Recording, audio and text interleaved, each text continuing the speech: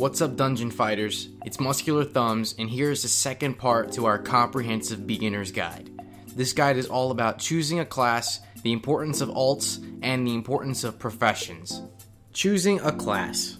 A lot of new DFO players are confused as to which class they should pick. There are 36 classes to pick from, and all of them are pretty awesome. Naturally, new players will look for tier lists to find a class worth playing, completely ignoring what might look interesting or a class that might fit their playstyle for something that the community deems to be the best class. Tip number 1. Relying on tier lists is a bad idea. Now, the game's balance changes often. This means that a tier list is ever changing. At one moment, a class that might be a D rank could become an A rank with just a few changes. Another class that used to be SSS rank could become an A rank for balance purposes, the Ranger being one example. This is nothing new. This confusion probably stems from other fighting games that tend to have tier lists. It truly isn't in DFO because of the ever-changing balances. Anton Raid is a 20-man raid in DFO, which is the endgame for all DFO players. A ton of people have been relying on Anton Raid tier lists to make their class decisions. The issue with this is simply because Anton Raid is an endgame raid. By the time you get to the endgame, you've already spent a considerable amount of time playing the game, and you've already gathered some of the best gear.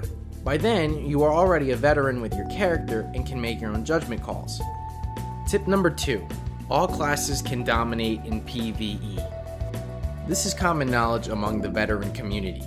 PvE is not very hard until you get to Otherverse or Anton Raids, and so any class can dominate with the right amount of skill or gear. You can look up any class you want on YouTube and notice them just run through dungeons. We put a link in the description box and on the screen right around here, showing all classes wrecking shop in true Vilmark. Tip number 3. Percentage versus fixed damage. This isn't so much a tip, but more so some facts. There are two types of damage in this game, fixed and percentage. Fixed means the damage is not dependent on gear, while percentage means the more you reinforce your weapon, the more damage it will do. For new players out there, just take that to mean that percentage makes skills do more damage based upon gear. However, while this should factor into what class you choose, know that the majority of classes have a mix of skills either fixed or percentage. I know a lot of new players will immediately assume that classes with the majority of fixed damage are trash.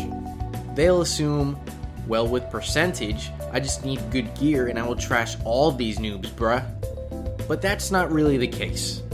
Fixed and percentage do around the same amount of damage until plus 11.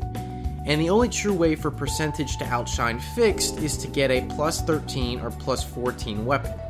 Getting a plus 13 or higher weapon is extremely expensive and not really realistic to the average player. Tip number 4.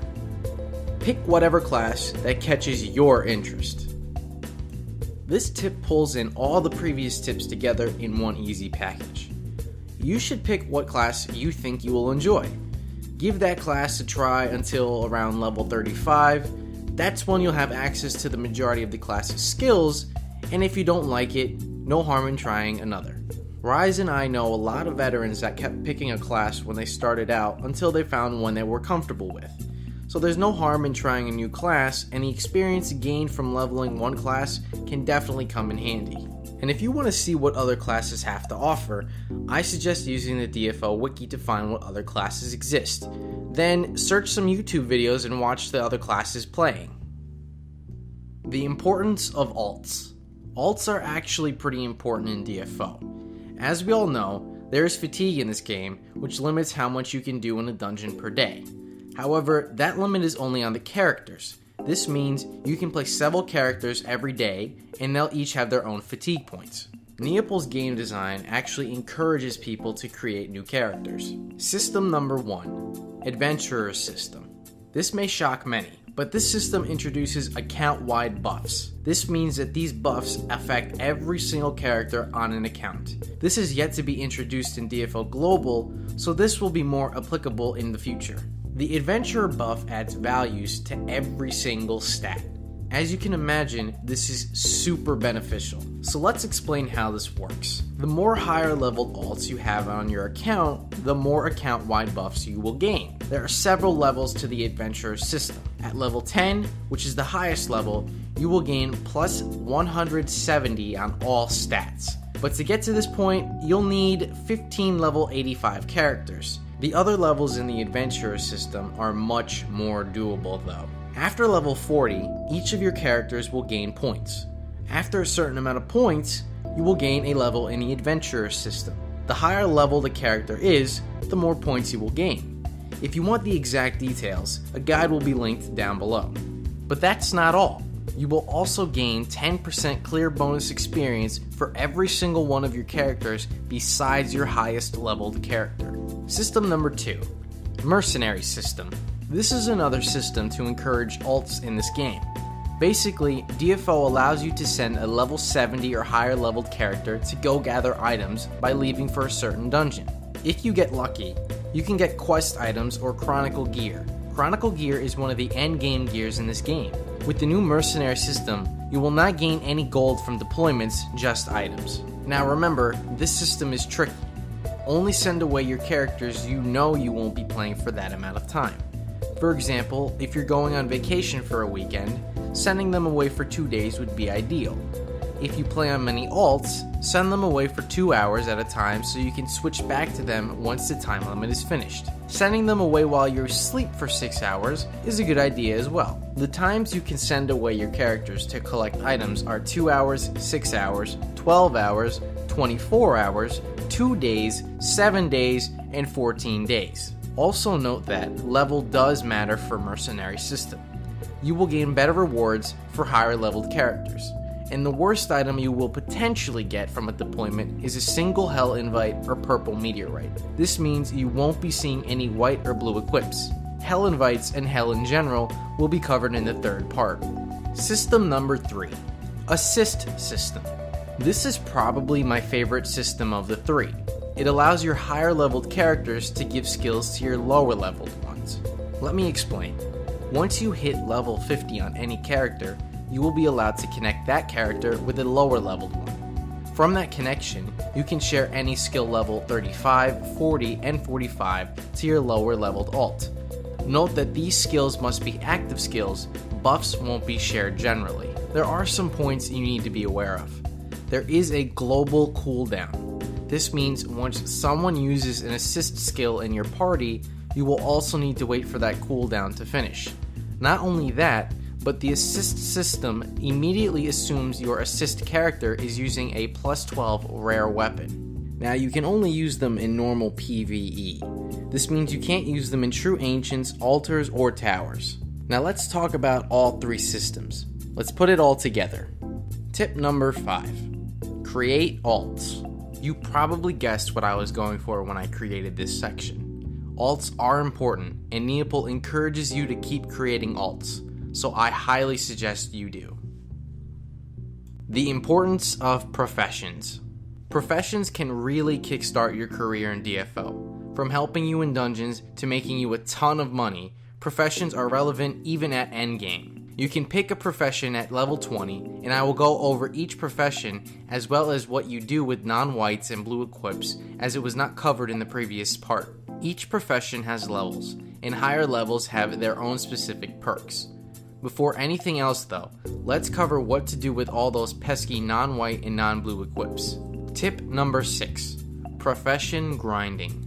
There is a reason why Rise didn't cover what to do with non-blue and non-white equips, and that's because it falls underneath the profession category. After a week of playing, you may have noticed your items have been expanding. You have too many magic seal equips and not enough space to store them nor convert them. They might be too low leveled, for instance.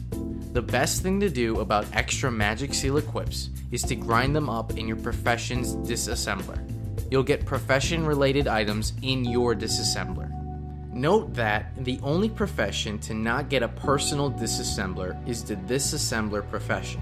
They are the only ones without it, which is kind of ironic. If you choose that profession, you'll need to either sell your magic seal equips to NPCs or at the auction hall, or you can transfer them to another character so they can grind them for you. As you can see on the screen right now, Enchanter, Alchemist, and Animator can all grind their own equips in their own personal disassembler. Now let's talk about uniques. There are more options you can do for uniques. As you have probably noticed while playing, some uniques are either tradable or untradeable. The untradeable uniques you get in dungeons are called boss uniques. For untradeable uniques that you can't use, it's a good idea to grind them. Here we have more options. You can either grind them in your own personal profession disassembler, or you can grind them in player disassembler shops.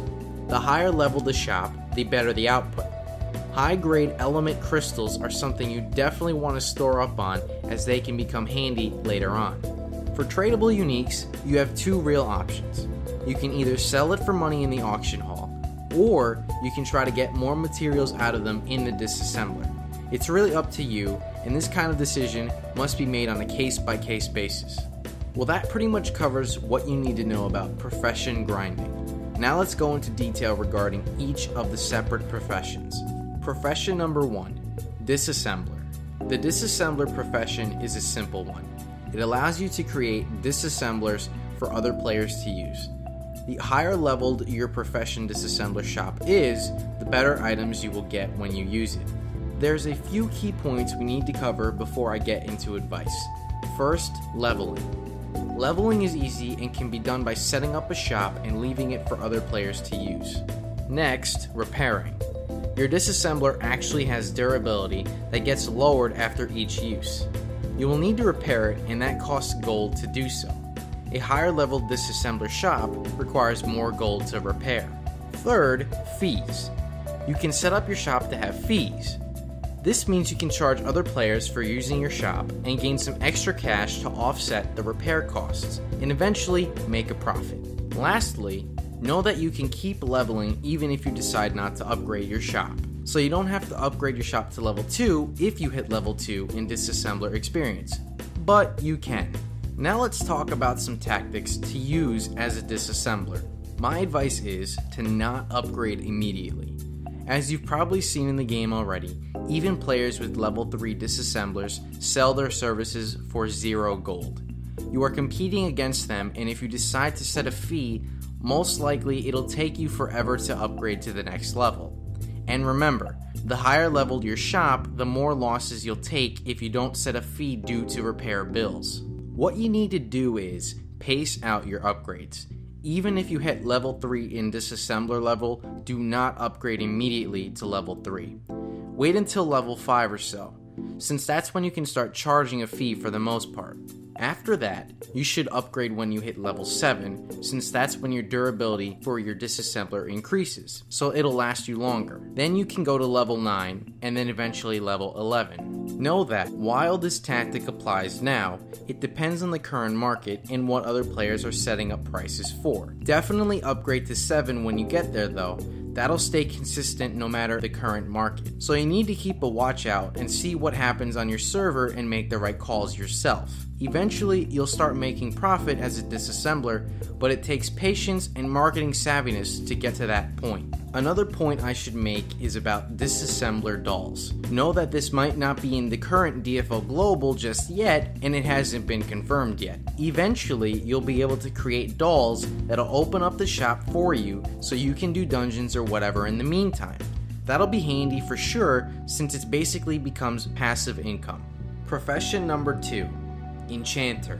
Enchanter and disassembler are similar to each other. They both have shops. However, Enchanter has a personal disassembler that you can use for grinding. And Enchanter's shops upgrades automatically according to the Enchanter's level, unlike Disassembler. Enchanters take cards and enchant weapons and armor. It's useful for endgame, especially since it increases the effectiveness of your current endgame equipments. However, I don't really recommend this profession to new players. There's only 2 real reasons why you would want to become an enchanter. Either you're playing a long-term game where you can enchant for high fees to hardcore PvEers, or you want to use the enchanter's personal disassemblers. Their personal disassemblers spit out mana essence or low-grade element crystals. Low-grade element crystals especially can be used to sell on the market later on, as they should be on high demand. You can also make beads from these items and power your enchanting machine. Now that we covered 2 professions, let's move on to the simpler professions. Profession number 3, animators. This is one of the more friendlier beginner professions. Great for when you want to solo dungeons or need help. Basically, this profession allows you to summon APCs to fight in dungeons with you. You can buy recipes for APCs at the profession NPC Abello. Each APC has specific materials that it needs to be created, but don't worry, for the personal disassembler you get for your profession solves this issue. With that, you can grind equips for profession materials and use that to create APCs. It's simple and easy, so you should not have any major issues with creating APCs in this game. That's pretty much it with animators. Let's move on to our last profession. Profession number 4, alchemists. Alchemists are what I like to call the money-making machine of professions. There is no real long-term wait to make money with alchemists. You can essentially start making money immediately. Alchemists, for those who don't know, can create potions. These include HP and MP potions, which are always in high demand. You can sell these potions in the auction hall or just use them on your own character. This profession is also beginner friendly, similar to animators. To make potions, you need to get recipes from Abello, the same guy with the animators, and each potion requires materials to make, which is easily obtained through grinding equips in your profession disassembler.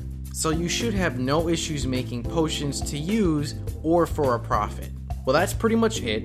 Hope this has been helpful for you.